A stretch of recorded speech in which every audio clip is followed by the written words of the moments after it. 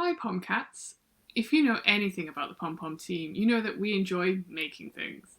Whether we're knitting or sewing, we want to have fun, and part of that means having tools that are as beautifully designed as the yarn, fabric, and patterns we're using. Thanks to Coco Knits, we can find the tools we want and accessories to keep them organised. Coco Knit's mission is to design beautiful, functional tools and knitting patterns for makers all over the world so they may delight in making, and we think they've been very successful in that mission. They believe every part of the creative process should be an enjoyable experience.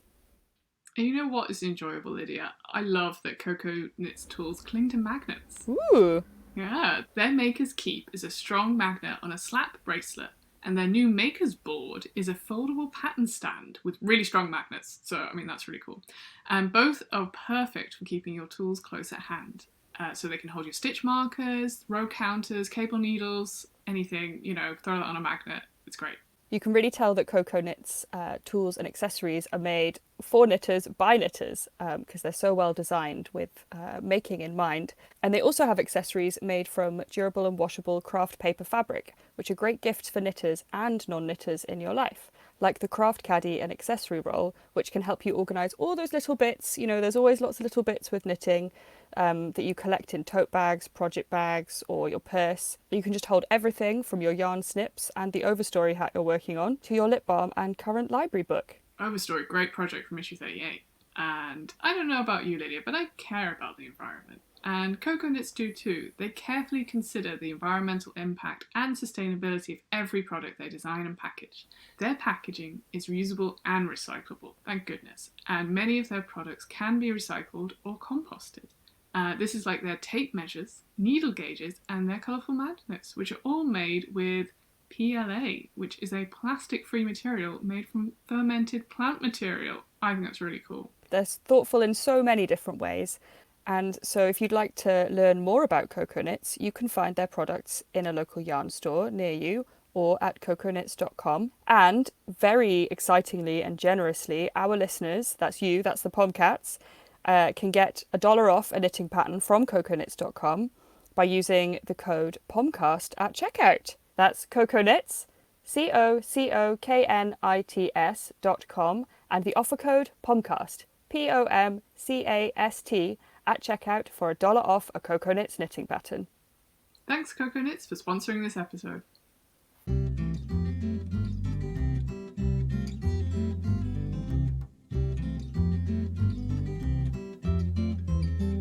Hello! Hi, welcome back. This is Pomcast. I'm Sophie Heathscott and I'm joined by Lydia Gluck. Hi, Sophie. Hi. Well, let's just blow the dust off these microphones because it's been a hot minute since we've been on the podcast game. How you doing? Pretty good, yeah, just brushing away these cobwebs. But the spiders are all safe and sound. They're fine. They'll just make new ones in a less inconvenient location. Nice. That's a nice little message to start with. How are you? Yeah, not bad. Excited to be back on the Pomcast train. Boot boot. Yes, it feels very good to be back after really quite a long time. Yeah, and we hope you are doing well.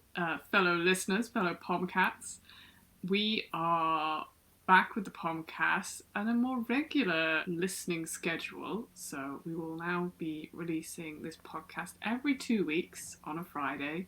So mark your calendars, however you like to keep track of those podcast things. And we hope that you'll enjoy this regular podcasting. We're sort of going with the little and often remedy for podcasting. Yeah, so you'll notice that the podcast will be more frequent, as Sophie said. And we're going to try and alternate our interview episodes with what we like to fondly call Knit Chat episodes. Although, of course, Knit Chat will feature in most episodes, let's be honest, since we are Knit Chat types. So this first episode that we're coming back with is an interview one. Indeed. Welcoming you back by settling into the dulcet tones of Gudrun Johnston. We're chatting to her about Shetland Trader Book 3 Heritage. And I say we, that's the Royal Pomcast we. You had to dip out of the interview, so it's just me and Gudrun, but you were there in spirit, of course.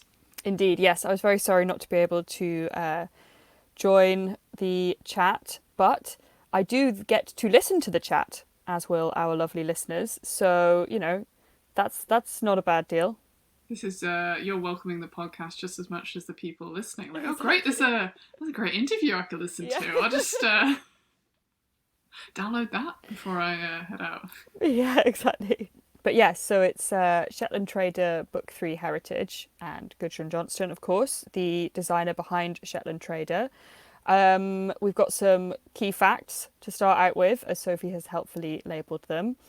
So the book is... This is so planned, guys. Even not this me saying this is scheduled. Oh yeah, in I'm reading from a script right now. Yes, so key facts of Shetland Trader Book 3 include that there are 11 patterns. That's a pretty reasonable quantity of patterns. And in those patterns, there are many garments, which is very exciting. We have garments and accessories. The book's available to pre-order now in the sense of you listening now, and be available in your local yarn shop, wherever you buy your books, from the 14th of October. Really nice getting into that autumnal vibe of knitting. I think this book does lend itself to that, with the beautiful Shetland vibe, the Fair Isle. There's a lot of tradition in this book, which you'll know Gudrun, if you know Gudrun's styles. She does lean heavily on her Shetland roots and traditional techniques, but this book is taking her mum's design. So her mum had a knitwear company, which is where Gudrun takes her name as a designer, as her logo, her company. And this book is all about Gudrun researching those and translating and updating them for the contemporary knitter.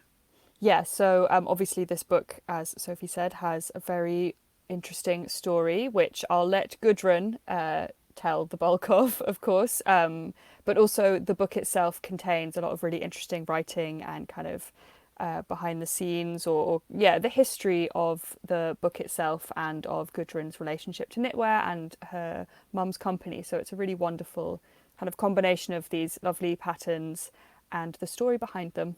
Also, if you really wanted to get the full Gudrun experience, you could listen to the podcast we recorded with her from 2014, which is Podcast 6. And a nice coincidence with this recording, when we spoke to her in 2014, she was actually visiting Shetland. And for this recording, she's also in Shetland because she lives in the US. I say normally. What is normal these days? But yes, that's home for her at the moment. So it was nice that she was visiting family in Shetland again, and we met up digitally to record that episode. Indeed. And so before we go into the interview, let's just do a quick top picks, or which is on top of your to knit list for Shetland Trader, Soph?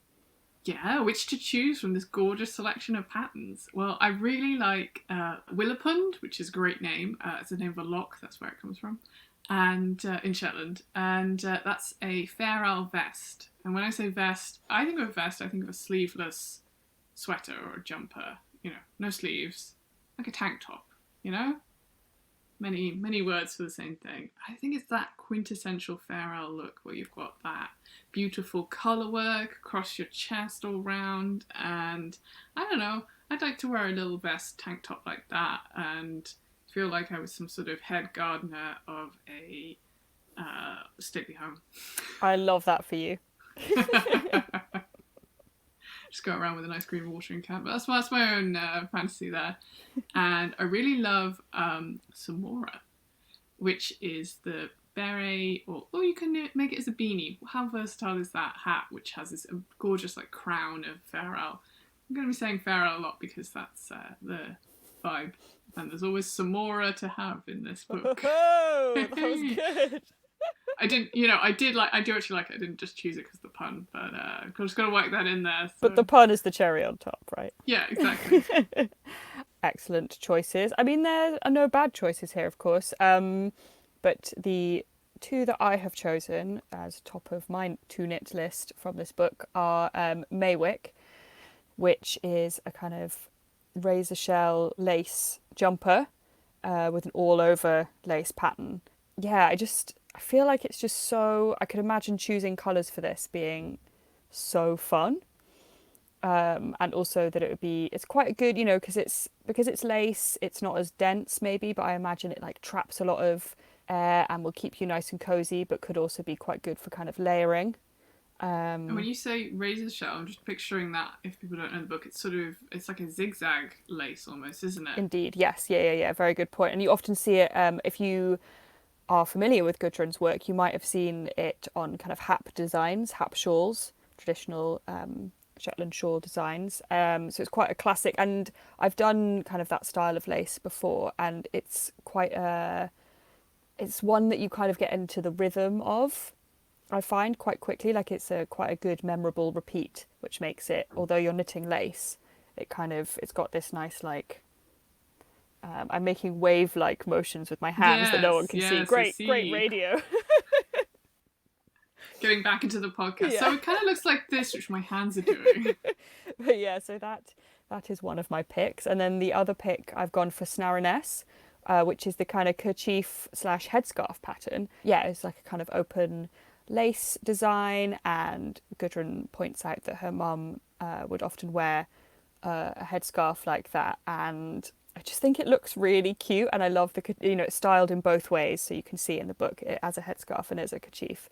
And yeah, I just think it's like a really cute little like, I mean, it's a sort of, stylish item, but also kind of keeps you warm, but quite small.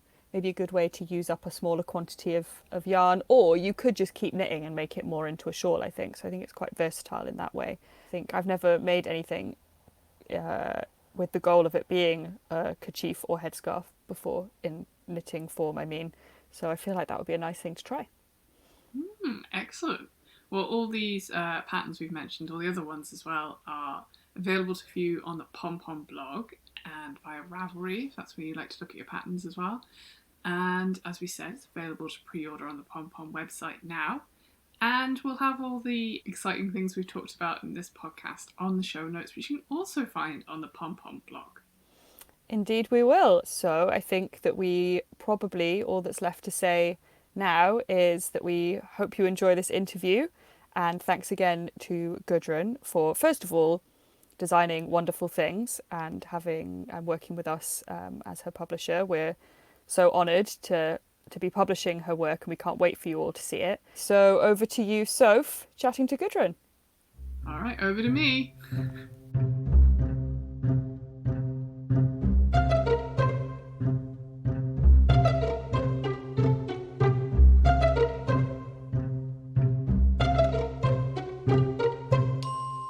Well, welcome. Good morning, Gudrun. Good morning. Good morning. I'm so happy to have you back on the podcast. We were just saying how it's been many a year since you've been on, and it's so nice to welcome you back. Yes, that's right. In 2014, we did that episode, and I was up in Shetland then. I can't remember what time of the year it was when we did it. I don't know if I was here for Wool Week or, something, or in the summer. But I do remember recording that in my dad's sitting room area and keeping everybody out of there for that time period. I'm in a slightly more secluded location, still at his house, but he built a garage space which kind of has a spare room and stuff like that. So it's kind of completely separate from the house. So it's nice and quiet and nobody will disturb me. Wonderful. A secluded spot in Shetland. Who would think it exists? But I know. I feel like it's nice to set the scene of where people are. Can you see anything out of this window, out of the repurposed recording studio you have? Well, currently at the window that I'm looking at, I see the back side of my dad's croft cottage. So he did this up in probably around, I think he got it in 2004 or 5, something like that. And it was, it'd been lived in for a long time. It needed a lot of work. So he's, been working on it for years and years, and he's got a lot of stone walls like around the property that he's always kind of redoing. It's one of his passions and hobbies, and planting. So I can see some of the sort of shrubs and things like that he's put up, because it's a bit protected in that area, as you can imagine, things get blasted here. So you kind of need walls and nooks and things like that to protect the plants. So funnily enough, I can't see the sea from this particular window, but normally from the rest of the house, he's right by the water. So it's just sea views all the time. Yeah. Wonderful. What a lovely picture to paint of where you are in the world. It's so nice. And I always love it when we get these conversations and sort of, yeah, not only is that the magic of the podcast, but then, the magic of technology, where we are. Yes. So where we are today, we're talking about Shetland Trader Book 3. Congratulations. The pre-order's just gone live on the Pom website. So excited. Yeah. It's interesting to sort of have the setting of Shetland for this conversation. And we have talked about Shetland Trader and the process behind your designs, and obviously your mom is so important in this. I guess where I wanted to start with was, what does the Shetland Trader mean for you, and where does that story start for you? I think for me, it starts when I had my very first design published, and that was with knitty.com. So probably 2007-ish, something like that. And I did not have a knitting blog at the time. And Amy Singer, who runs knitty.com, said to me, well, you should set up a blog, and, people will want to know more about you. And, so it was really kind of having to suddenly go, okay, I need a knitting blog. What will I call it? And going, oh yeah, there's that business that my mum had called the Shetland Trader. And at that point, my parents had already retired back to Shetland. So I was already establishing that reconnection with Shetland, but also with the knitting traditions. And I was, kind of just starting to get into design at that point. But I was already kind of finding that the traditions here in Shetland were having an influence on me, or I wanted to explore those more. So it felt quite natural to say, that would be a good name for the blog. And then that just kind of evolved into being the business name, alongside just my own personal name. But the use of that name was, that was the starting point. For me, when my mum ran the business, I was very young, so I don't have a memory of her, actually running the business at that stage in Shetland. So I was I was a baby, and then up to the age of 5 in Shetland, and then my parents left, and that's when my mum sold the business. So, I knew she had done it, and I knew, she had this folder with all these documents and photos and things like that, which she had kept. And probably right around about that time that I started designing, my parents gave me that folder, of my mum's photographs and of her designs and things like that. So I've had that in my possession for a long time, and really over the years just kind of taken more and more interest in it and sort of learned more about it, basically. That's wonderful. I'd love to hear more about this idea of heritage, which is, to give the book the full title, The Shetland Trader Book 3 Heritage. What does it mean, and how does it influence the work? 'Cause you're talking about this this special folder of designs that you have of your mum's, and sort of that obviously started the process of the story. Yeah, I mean, for me, I think it has a sort of twofold meaning. I had self-published 2 books before this one, which were just called the Shetland Trader Book 1 and Book 2. But for this, I wanted a special title because it's based on my mum's designs from the 70s here in Shetland. And so, I mean, it was in a way tricky to come up with just, a word that sort of encapsulates that, obviously. But I liked heritage because there's the inheritance that I have received from her in terms of just the physical aspect of that folder of, images and the original brochures that she had when she was running the business, things like that. And some of the knitwear, a lot of it, I don't have, but there are pieces of knitwear as well that I inherited from her. So it's partly that, but then it's also, for me, this cultural heritage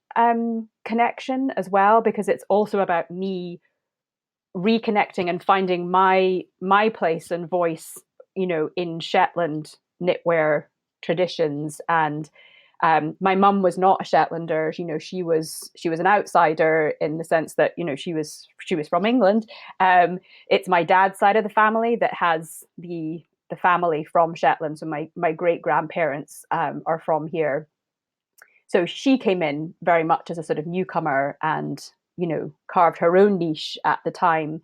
And it's a little bit different for me in that, yes, I do have that cultural heritage as well. And I, over these years of designing, and a lot of my design has been influenced, obviously, heavily by Shetland knitting traditions, and I feel like it is partly in my blood or something too. So using that term heritage, yeah, it's sort of partly what my mum gave me in way of these designs, and partly kind of what I have inherited from being from Shetland, essentially. It seems like a very powerful word. Like it seems like a very strong foundation and family thing that you're pulling from for this book. Then, yeah, very much so. And there were other members of my family involved in putting this book together, but also when my mum ran the business, my grandmother did some of the illustrations for her brochures, and there were, yes, sort of family involved at that time too. And yes, those connections go way back, really. Did you find anything sort of going through this process of research and you're a real sort of investigator into the process of, because your mum's designs, you were saying in the books, they're not written as knitting patterns, they were sort of outsourced for production, so you're sort of being a knit detective in this process a little bit. Was there anything that was sort of surprising or difficult as you were sort of sort of something that sort of challenged you as you kind of came across this process? Yeah, I mean, I wouldn't say that anything was challenging. Maybe what was challenging was kind of whittling it down to, what I was going to include in the book, because she had so many different things, a lot of kid stuff that she designed as well as the adult stuff. So having to kind of go, okay, well, this is all I'm going to focus on right now, was a little bit difficult, especially as I would discover other things. And I would say that this book has been a long time in the making, in the sense that, it was kind of an idea that was just burning, percolating for a long time before I was actually getting down to the sort of nitty gritty of doing it. And during that process, I have been visiting Shetland every year, usually for several weeks at a time. And what has been really rewarding is every time I'm here, there's another sort of piece of the puzzle, if you like, that is added, or there's another piece of knitwear that shows up somewhere in Shetland. Like I'll be going to, an exhibition of knitwear or a museum here or something like that. And there have been times when I've walked in and been like, whoa, that's one of Mum's, and I've never seen that sweater before or whatever. And there was one time that happened when we were running a knitting trip, and we went to the textile museum here in Shetland, and there was a small curated exhibition that Ella Gordon had put on, actually, about knitwear businesses that were being run in the 70s. And so the textile museum apparently had one of my mum's sweaters, which she included in this exhibition, but I had never seen it before. And I was quite kind of emotionally, responsive to seeing that, because, I didn't know that it was going to be in there. And so there've been lots of things like that along the way. And also just, when I was more thoroughly getting down to it and working on the book and looking at all of the stuff in her folder as well, I was looking at it with a different set of eyes, because I was trying to figure out, well, how will I construct this part, for a hand knitter, because anything that was plain stockinette was done on a machine. And I would make discoveries that way as well, by looking at pieces. And there was one image which I had always assumed was like an entire dress, and it was kind of like a turtleneck with balloon sleeves and floor length, and I thought it was one piece. But then kind of looking more closely at the description, because the brochures all had, they were labeled and they had descriptions of what the pieces were, it was actually 3 separate pieces. And so lots of discoveries like that, which just all contributed to the process, and was sort of was rewarding. And also speaking to people who remembered, my mum running the business, or knitters here in Shetland that had some kind of connection. Either they had knit for her, or their aunt or grandmother had knit for her. So again, I think there's still more of those stories to come, which is really nice to think that, I'll continue to sort of find out more about that. It's not all done. Yeah, I love the word that you use, rewarding, to sort of have that like piece fall into the puzzle to then find, the next design. And I imagine that's very, you say it's very emotional to sort of come across these pieces as well. Yes, and actually I didn't mention, but the two sort of sweaters that it was 2014 actually, again, that I got these from Wendy Inkster. She runs a business here in Shetland called Borough Bears, where she repurposes old sweaters into these keepsake bears, which is a really great thing to do. But then I found out that she had these two sweaters that I had only ever seen photos of before, and they're very unique. The sweater I'm talking about is on the cover of the book. And I went with my dad to her studio. I hadn't met her before at that point, and just I had to see these sweaters in person, and they still had the label, and so she knew about the Shetland Trader as well, and she knew how special they were. So she had no intention of ever cutting them up into bears or anything like that. But she gave them to me, and that was definitely that was the point at which I was like, okay, I definitely have to do something with these designs of my mum's, because they are so unique and they're never wear patterns. And they're pretty timeless in that sense, that there's lots of people who would love all those, 70s aesthetic. And so that was really the main kind of point at which I was sort of certain about doing the book and doing a collection. And yes, obviously I still have those sweaters. It's, a special thing to, have them in my possession. And like you say, it's been a very personal project, and definitely emotional at times. And maybe that's been the challenging part in some ways, because my mum passed away from Alzheimer's in 2017.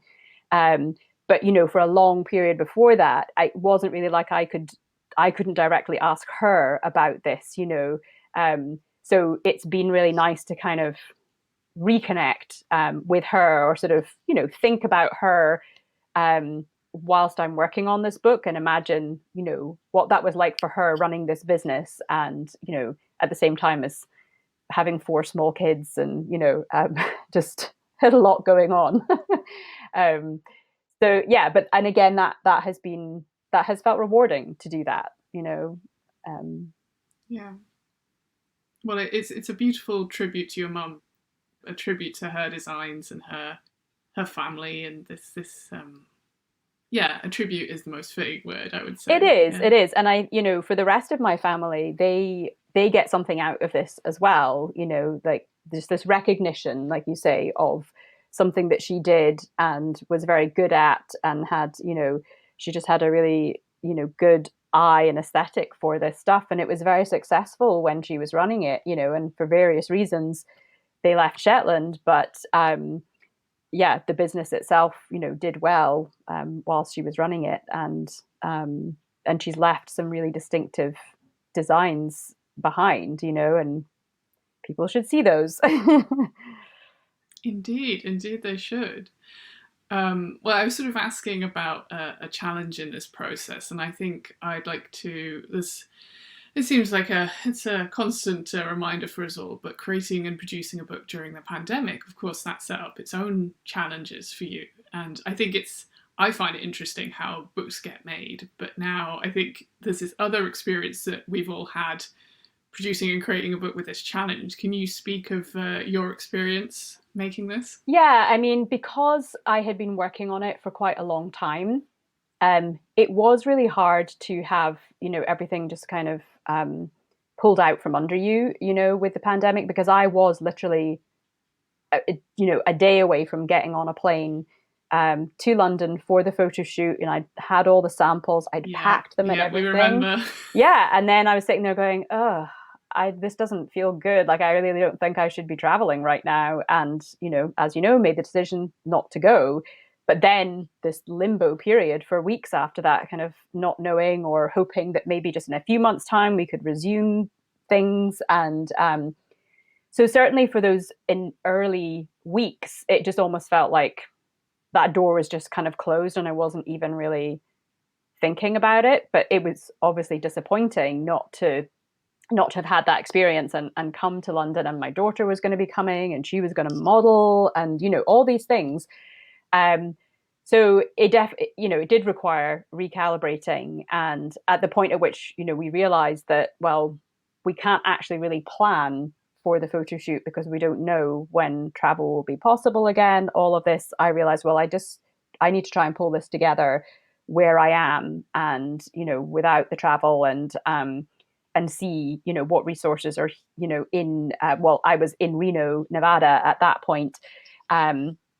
And, it ended up being this really lovely experience. I'm sure, the London photo shoot would have been too, but I was able to use local people, if you like. There was a friend of mine who runs a vintage clothing and furniture store in Reno, and I knew that she had done a lot of photo shoots and styling, and that she knew a lot of people. I mean, she'd lived there her whole life. And so I went to her and sort of said, okay, look, I think I need to try and do this photo shoot here. Help. And she's a very relaxed person as well. Like, she's just calm. And so it was exactly what I needed. And she had a friend who was a photographer, and she knew, some models that she could ask. And she helped with the styling. And so it was really thanks to her, Tessa, that all came together, in the way it did. And I'm really happy with, how it all turned out in terms of the photos and everything. And the models were amazing. I mean, it was probably close to 100 degrees, whatever that is in Celsius, because I think in degrees now, but I don't know, 37, Celsius or something like that, when we did this photo shoot. But but the models, they did not complain. They were admiring all the knitwear. And so I feel really grateful that could come together that way. And I think the hardest thing is that I've had to be patient, like everybody else, about things being delayed, and I'm not a very patient person. So it is kind of incredible to be at this stage and go, a year ago, it was like, oh, everything's pushed back a year. Like, that's, that seems like such a long time, but here we are, and, it's ready, and, people can pre-order it. It's kind of amazing. So I'm obviously very excited and keen to be sharing everything from it, and talking about it, and because I've sat on it for for quite some time. Yeah, and it's exciting as much as there's been awful challenges. This photo shoot does give a tribute to your problem solving in this scenario. For this, I'm thinking of the amazing furniture in the photos. There's like an amazing wicker chair with one of the models sat in. Yeah. Could you sort of talk a little bit more about that's the logistics of the photo shoot, but the styling process? Yeah, I mean, partly, I mean, even if I had come to London, it would have been a studio shoot, and we were still kind of going for that vintage, retro vibe, but without being over the top with it in terms of the styling. For the location in Reno, it was actually, it's sort of an event space now that used to be a garden center. So it's kind of right by the river in Reno. So there's a lot of greenery around it, but these different sort of outdoor spaces that they use for weddings and things like that. So there was already some of that furniture in place, although I think that big, they're called peacock chairs, those big wicker chairs, I think that was a purchase that had come from the vintage store that my friend Tessa owns, which is just down the road. And like I said, she knew all the players in the photo shoot kind of collaboration there. So she knew the person who was running that space. And it just seemed like we would have, an outdoor space that we'd have options of different, backgrounds and spaces, and foliage, which felt good, in terms of some shade and things like that, because other parts of Reno or the environs sort of right outside, it can be very open and very bright light, because this was, in the summertime. And, we were basically just kind of going for it because the dates worked for everybody, at that point. And yeah, so that location was in a way an easy spot to pick. And then Tessa was really the one who sort of did all the styling. We had two fittings with the models like in her store. So some of the clothing, the other clothing that they're wearing, did come from her store. And then there were a few items that we brought over from her store too, just sort of to include in the styling for the shoots. And a few newer pieces. For me, I wanted to kind of an overall look and color palette, almost as well, to sort of match in with the colors of the yarn and things like that I had used. And I feel like that has come together really nicely. And then also the fact that it is in this, very kind of green, botanically, landscape, which is, well, I mean, it can be Shetland. There are trees here, but it's not immediately what people think of. But that kind of tied into other things that I was bringing into the book, like my sister's end paper sort of illustrations, which are botanical, and also a nod towards our mum again, because she was a really great gardener, and had, always had amazing gardens and just a real talent for looking after plants, which I didn't inherit that part. But yeah, again, I feel like I owe thanks to Tessa for that styling, because as you know, like there's so much to think about, during a photo shoot, and for me, I felt like, well, I have to just focus on, making sure we get the shots of the knitwear so that people can really see the pieces and what's going on there, and sort of almost not worry too much about, what the models were doing, and leave that up to Tessa. So it's always nice to have that other set of eyes doing that part. Wonderful. And it all works. There's a lovely energy to the shoot. I think there is that summer light. I think it does sort of change the feel and the colours of it. It does sort of tie together the whole colour palette you're talking about with the feel and look of the photos. Yeah. Well, we encourage everyone to have a look at these photos. They're all on the Pom blog, obviously, with all the previews, the patterns, which was very exciting. So as much as there's the knitwear, which is an important part, and the patterns of this book, there's also a lot of your own writing about the history and the process of how you started Shetland Trader Heritage. All of that history and the background of my mum running the business, that is a big part, obviously, of what is in the book, as well as the patterns. For those that are interested in that background information, there's text there talking about my mum's time running the business and my process, working on the book. And that was a big part of putting the book together, for me as well, which came after all the samples were knit and all of that kind of thing.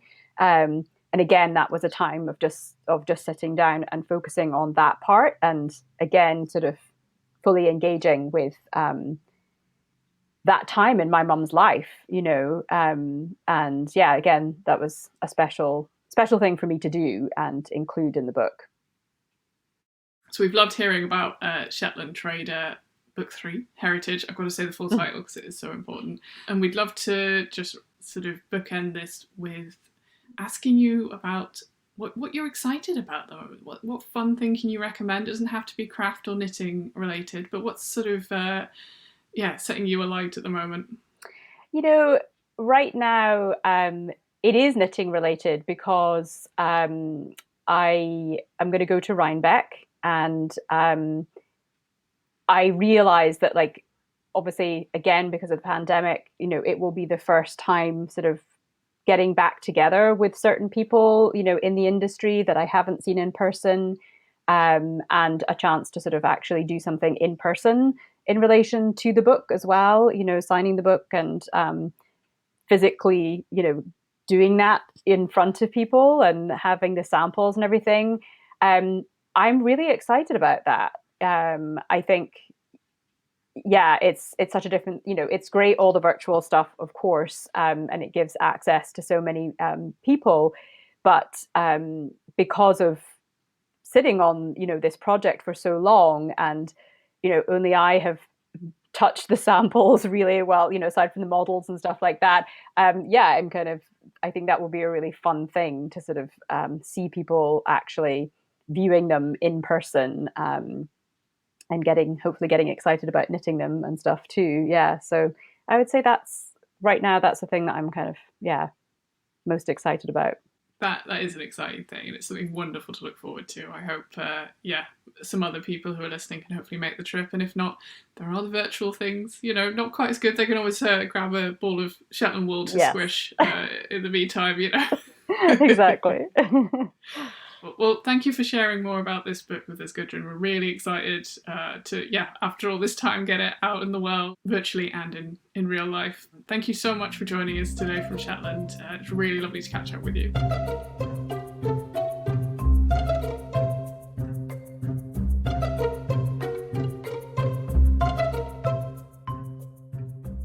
Well, we hope that you enjoyed listening to that interview as much as I believe Sophie enjoyed being part of it.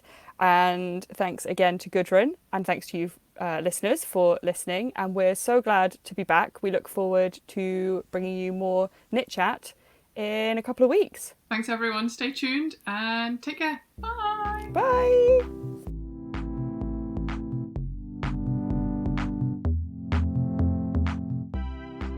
Pomcast is produced by Lydia Gluck and Sophie Heathscott, along with the team at Pom Pom Quarterly magazine. You can buy your copy of the magazine and subscribe too at our online shop. That's pompommag.com/shop. Big thanks to Eli Block for creating the original music for this show and for being an essential part in creating this podcast.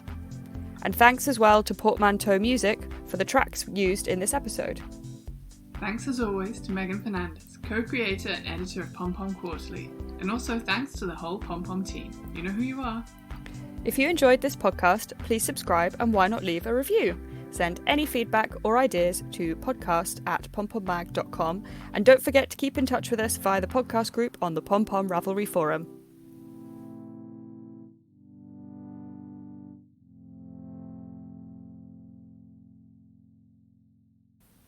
We are podcasters. Go, go, go.